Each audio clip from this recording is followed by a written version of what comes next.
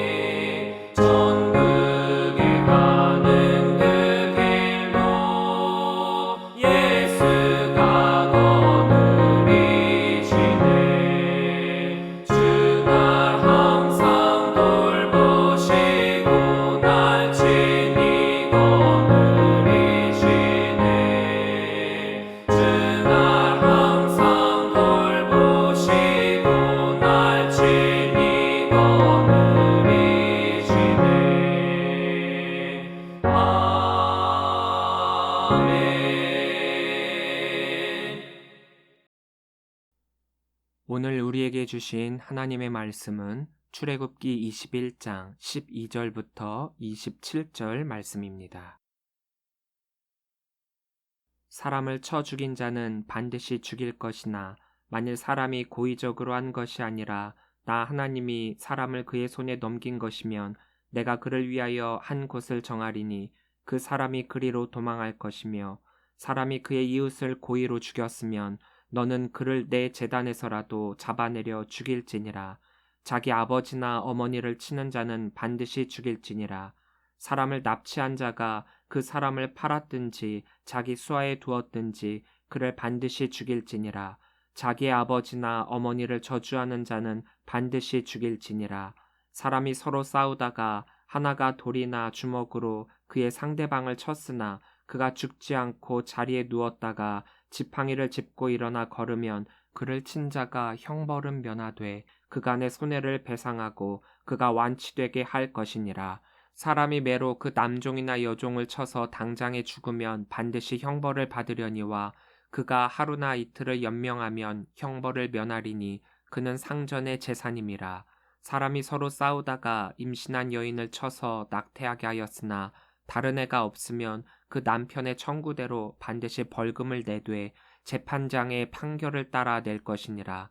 그러나 다른 애가 있으면 갚되 생명은 생명으로, 눈은 눈으로, 이는 이로, 손은 손으로, 발은 발로, 된 것은 된 것으로, 상하게 한 것은 상함으로, 때린 것은 때림으로 갚을지니라. 사람이 그 남종의 한 눈이나 여종의 한 눈을 쳐서 상하게 하면 그 눈에 대한 보상으로 그를 놓아줄 것이며 그 남종의 이나 여종의 이를 쳐서 빠뜨리면 그 이에 대한 보상으로 그를 놓아줄지니라. 아멘.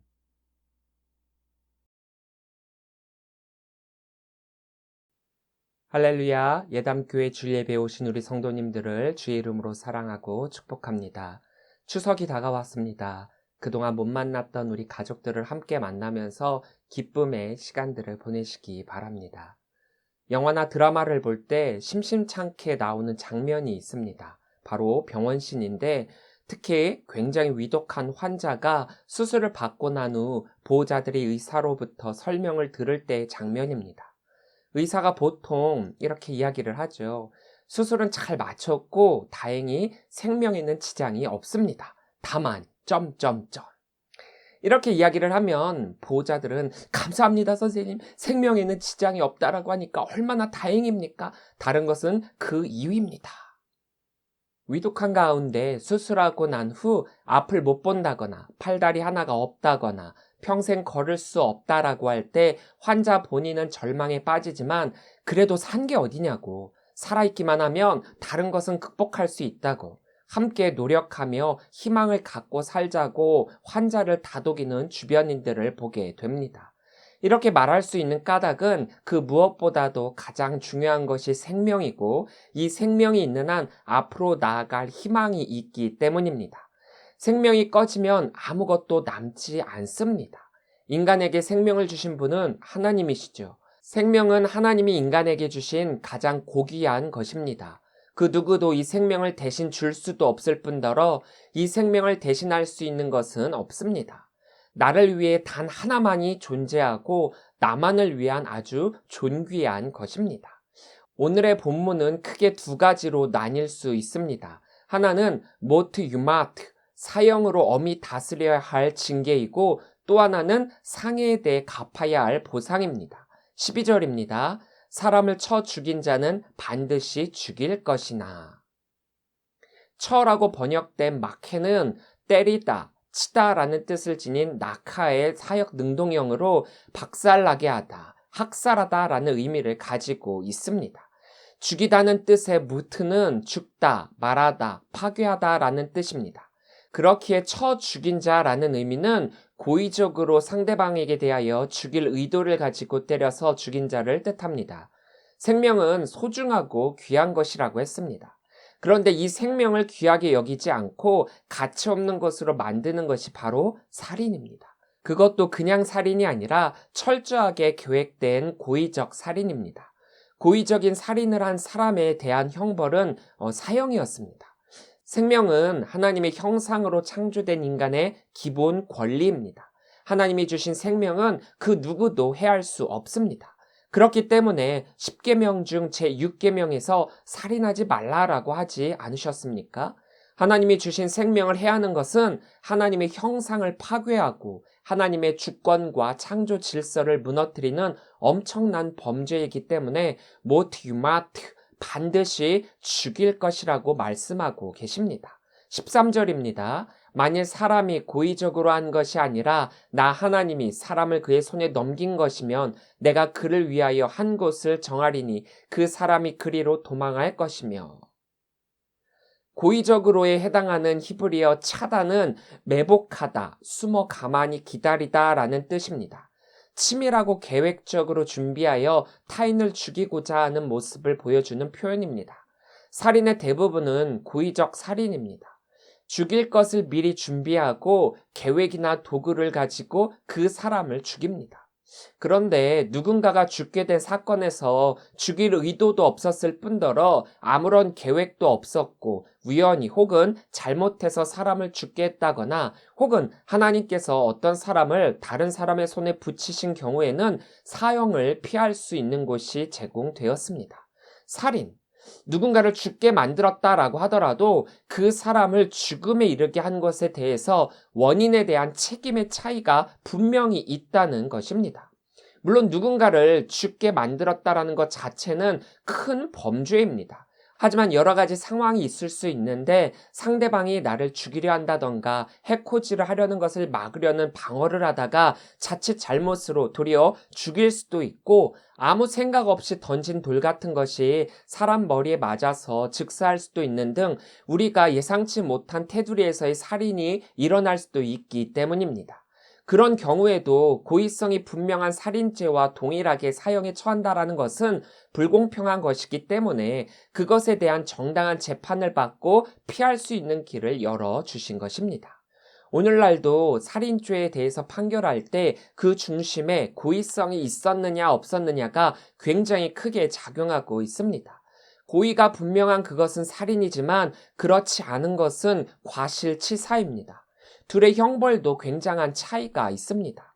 민수기를 보면 고의적인 살인의 경우가 몇 가지 있는데 살인자가 잠복해서 기다리면 고의적인 살인이고 당사자 간에 적의가 있었다면 고의적인 살인이고 또 살해 도구가 사용되었다면 그건 역시도 고의적인 살인입니다. 그러니까 누군가가 죽는다라고 하는 것을 인지하고 있었고 어떤 상황이나 사건 속에서 그 일이 일어났다면 그것은 고의적인 살인이라는 것입니다. 그러나 고의적이지 않은 사건에서 일어난 죽음, 억울하다면 억울할 수 있는 그 사람을 위해 준비된 곳은 거룩한 제단이 있는 성소입니다. 제단이 있는 성소로 피신한 사람은 그 사람의 결백이나 유죄가 입증될 때까지 피신해 있을 수 있었습니다. 이것은 공정한 재판을 받기 위한 임시 피난처입니다. 만약에 나의 가족이나 나의 가까운 사람이 죽임을 당하게 된다면 이성을 잃고 복수를 하겠다라고 또 다른 살인이 일어날 수 있습니다. 그 사건이 어떤 이유에서 일어났는지 상황을 판단하기도 전에 또다시 발생할 수 있는 살인의 악순환을 막고자 이런 방편을 사용하신 것입니다. 오늘날 잘 지켜지지 않는 것 같기는 하지만 무죄 추정의 원칙이라는 것 역시도 어떤 사람이 유죄 판결이 확정될 때까지는 그 사람이 무죄로 추정되고 그 사람의 인권과 권리는 보호받아야 한다라는 것처럼 공정한 판결을 위한 법규입니다. 훗날 가나안 땅에 들어가서는 6곳의 도피성을 마련해 주시며 성소의 이 역할을 그 도피성이 감당하게 하셨습니다. 14절입니다. 사람이 그의 이웃을 고의로 죽였으면 너는 그를 내 제단에서라도 잡아내려 죽일지니라. 고의로에 해당하는 단어 야지드는 악행하다라는 뜻의 지드의 사역 능동형으로 뻔뻔하게 행하다, 끌어오르다, 소용돌이 치다라는 뜻을 가지고 있습니다. 이 단어는 주로 애굽 신들이 하나님께 오만불손하게 행동할 때 사용한 단어로 이는 강교하게 계획된 살인이며 자신이 마치 하나님인 양 다른 사람의 생명을 뺏는 것을 거들먹거리는 행동을 표현하고 있는 것입니다. 그러니까 이렇게 고의성이 있는 살인은 인간에 대한 죄이며 또한 동시에 생명의 근원이신 하나님의 주권에 대한 도전이라는 것입니다. 잡아내려에 해당하는 단어 티카엔누는 손으로 붙잡다, 취하다라는 뜻을 지닌 라카의의 단순 미완료형으로 즉각적이고 신속한 행동으로 붙잡아서 바깥으로 치워버리다라는 의미입니다. 성소의 제단은 거룩한 곳입니다. 거룩한 하나님의 성물입니다. 그렇기 때문에 이렇게 고의로 생명을 해침으로써 하나님의 계명도 해쳤고 거룩성도 해치기 때문에 신속하게 끌어내려야 했습니다.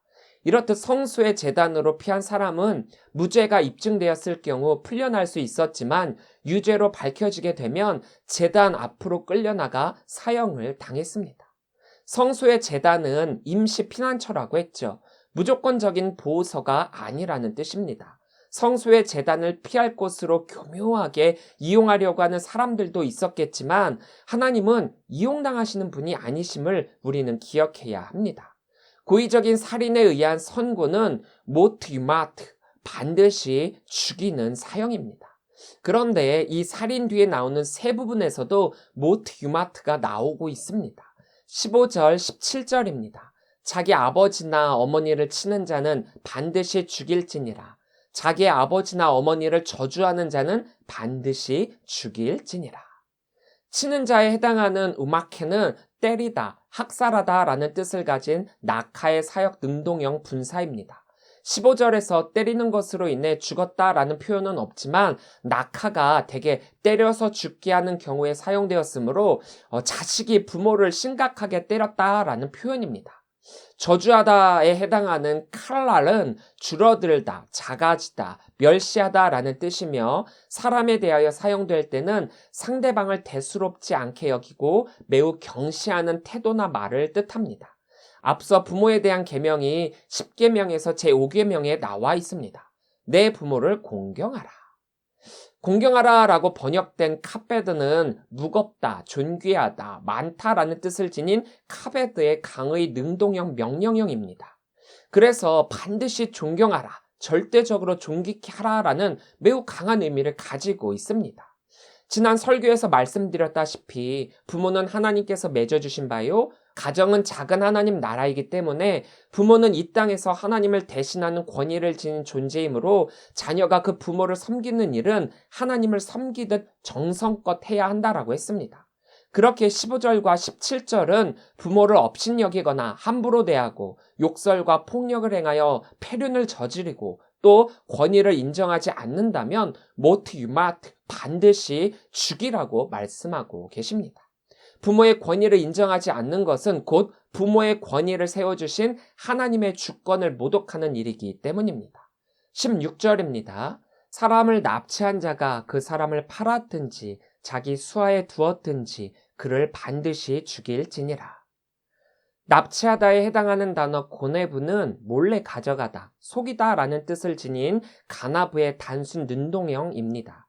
이 동사가 사람을 목적으로 취하고 있기 때문에 여기에서는 유괴를 뜻하고 있습니다.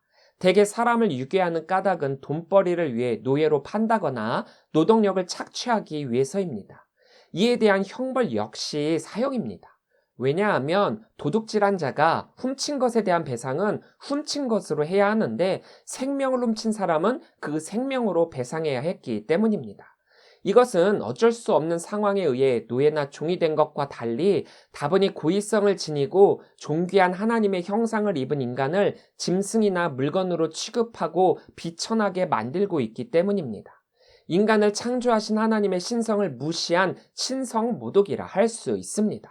그렇기에 이것은 하나님으로부터의 영원한 심판이 되는 것입니다.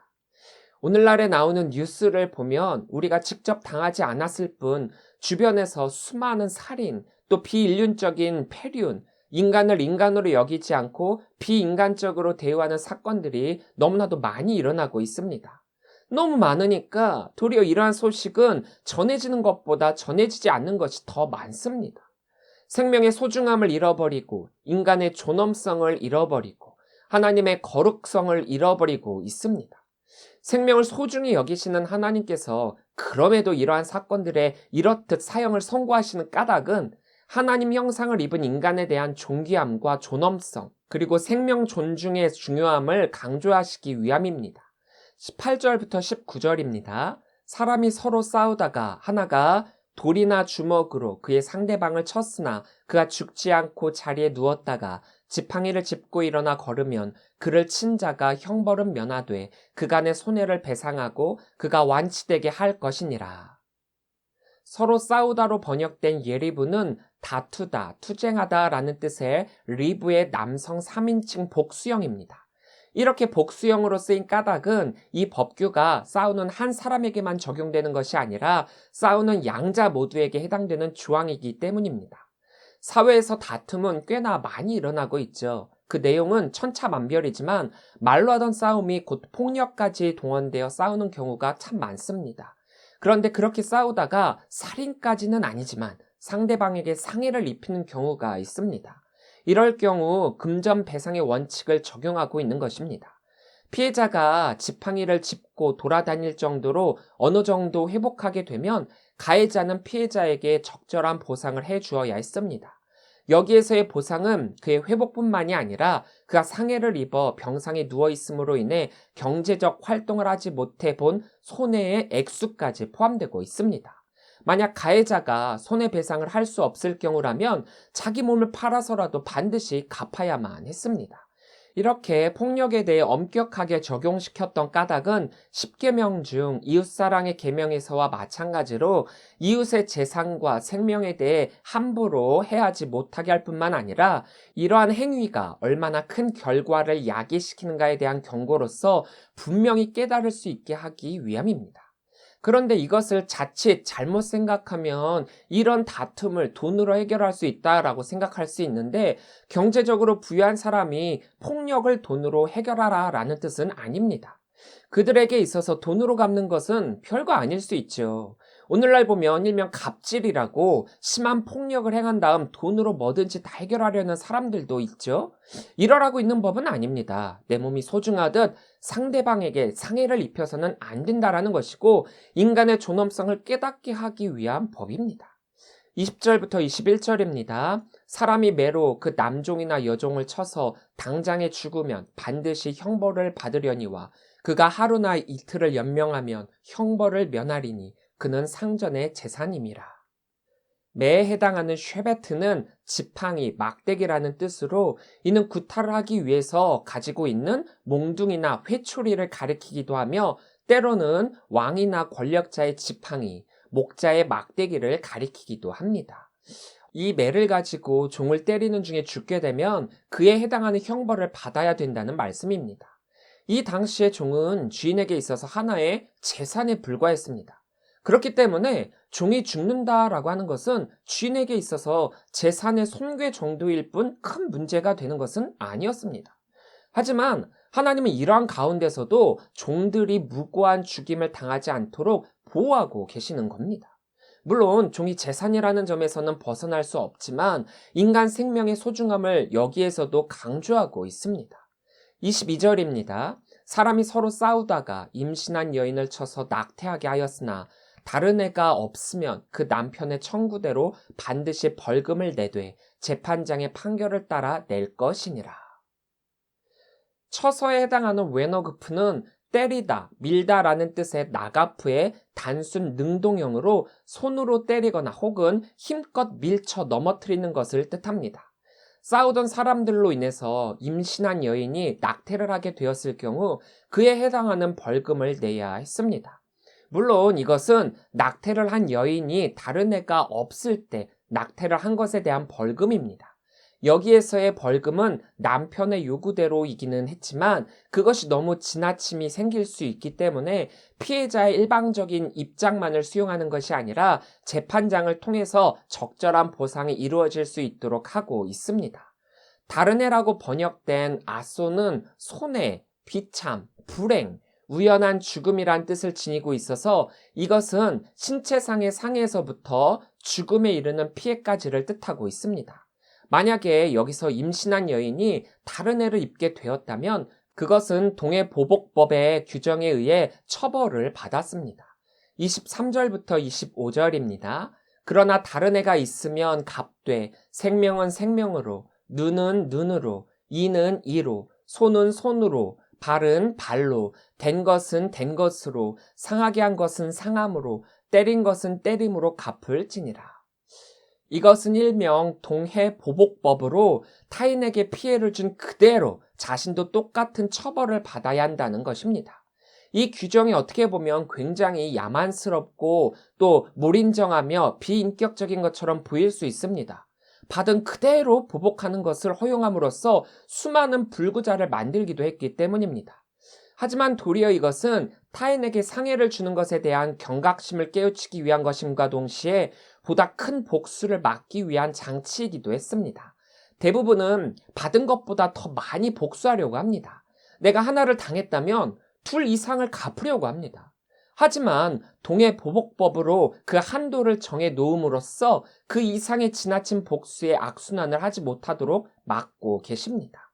26절부터 27절입니다. 사람이 그 남종의 한 눈이나 여종의 한 눈을 쳐서 상하게 하면 그 눈에 대한 보상으로 그를 놓아줄 것이며 그 남종의 이나 여종의 이를 쳐서 빠뜨리면 그 이에 대한 보상으로 그를 놓아줄지니라. 쳐서에 해당하는 단어 야케는 때리다는 뜻을 가진 낙하의 사역 능동형으로서 박살내다, 관통하다라는 매우 강한 의미가 있습니다.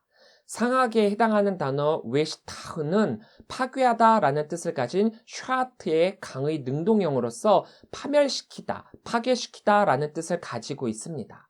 그러니까 주인이 종을 마치 죽이기라도 하듯 세차게 때려서 신체 일부가 파괴되는 피해를 입은 것을 뜻합니다. 종은 주인에게 육체적 상해를 입었더라도 그에 상응하는 보상을 주인에게 요구할 수 없었습니다.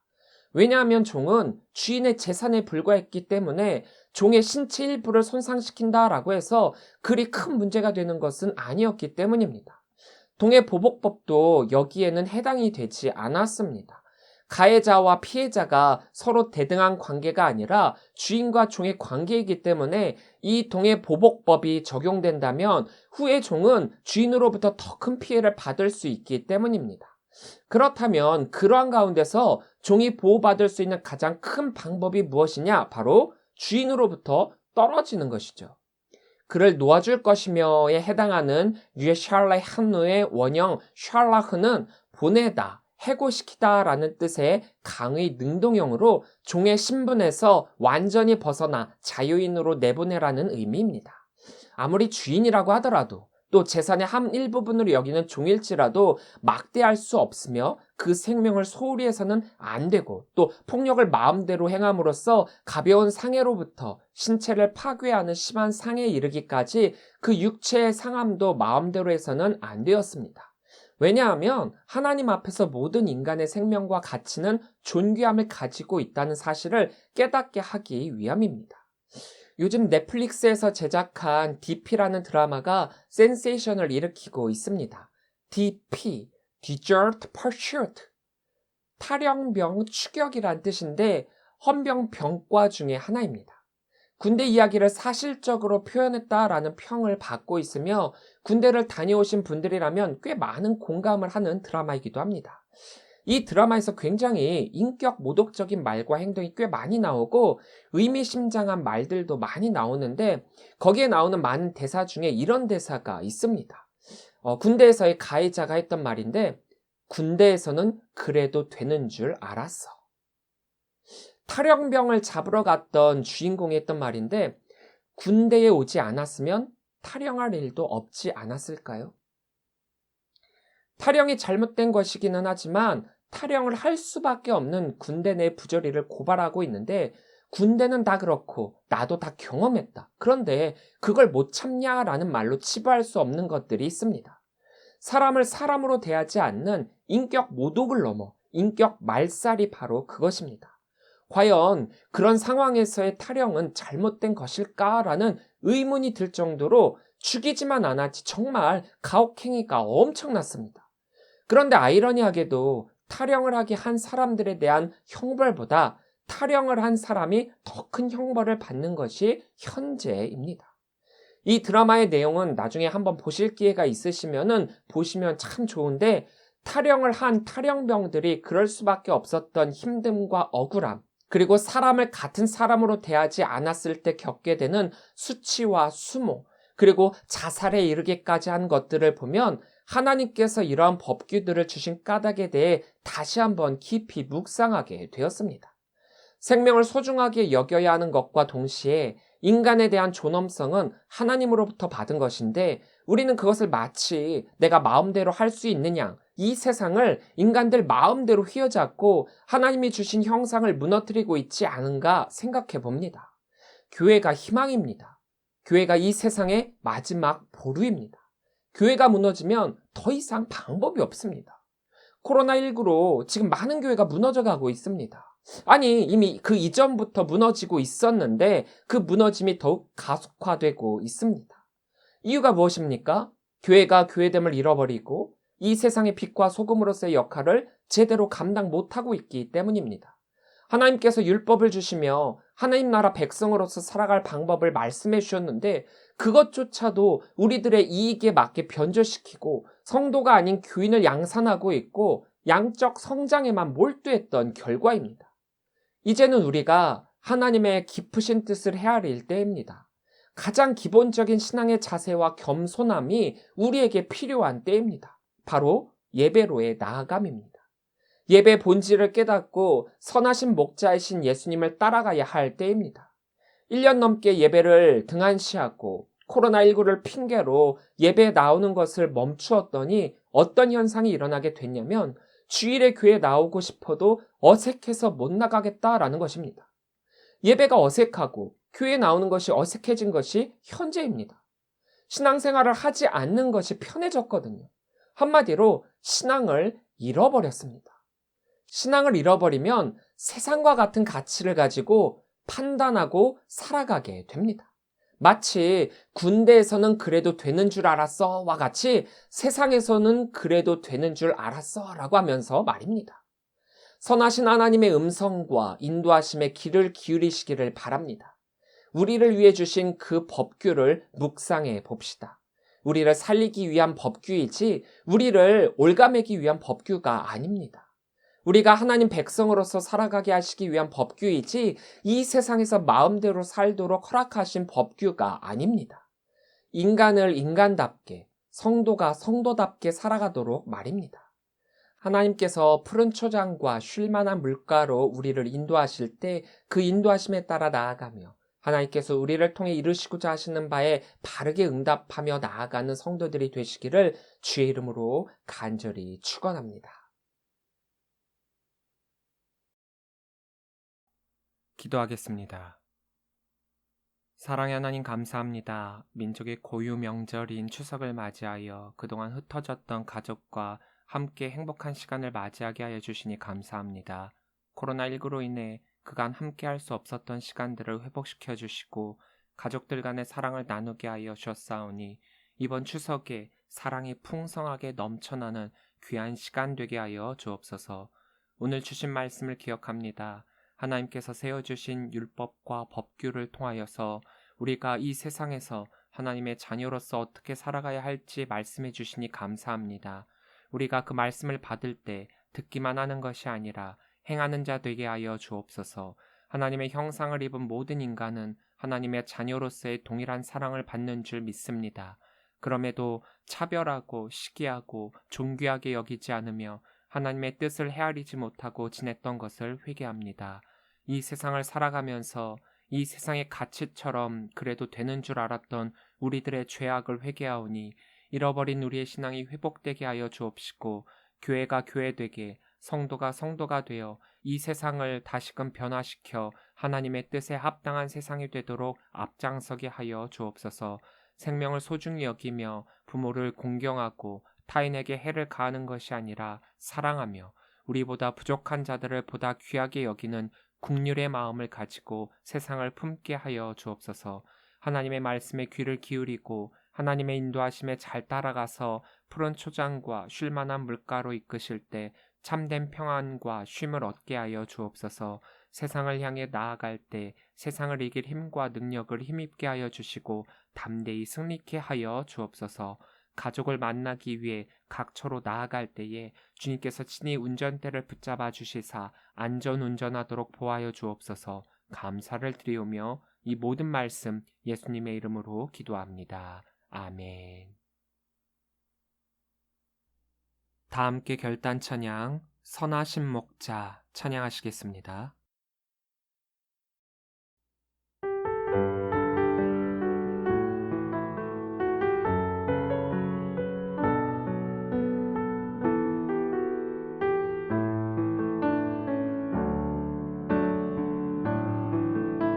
선하신 목자 날 사랑하는 분 주 인도하는 곳 따라가리.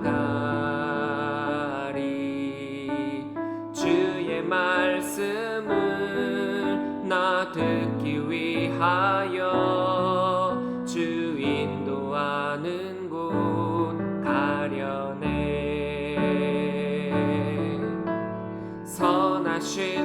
목자 날 사랑하는 분 주 인도하는 곳 따라가리 주의 말씀을 나 듣기 위하여 주 인도하는 곳 가려네 나를 푸른 초장과 쉴만한 물가로 내 선하신 목자 날 인도해 험한 산과 골짜기로 내가 다닐지라도 내 선하신 목자 날 인도해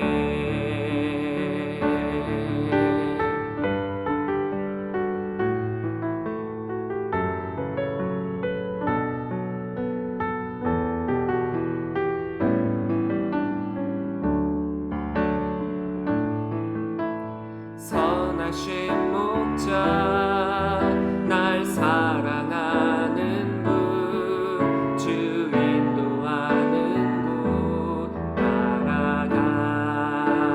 따라가리 주의 말씀을 나 듣기 위하여 주 인도하는 곳 가려네 나를 푸른 초장과 쉴만한 물가로 내 선하신 목자 날 인도해 험한 산과 골짜기로 내가 다닐지라도 내 선하신 목자 날 인도해 나를 푸른 초장과 쉴만한 물가로 내 선하신 목자 날 인도해 험한 산과 골짜기로 내가 다닐지라도 내 선하신 목자 날 인도해 내 선하신 목자 날 인도해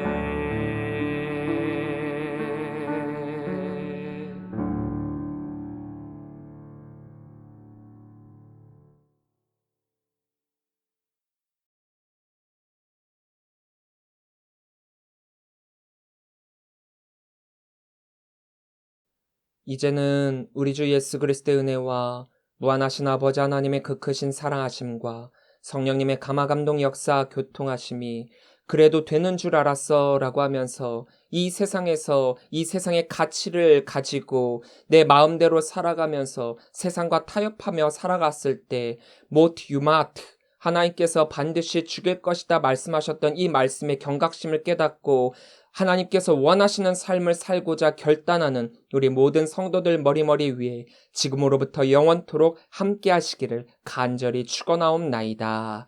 아멘.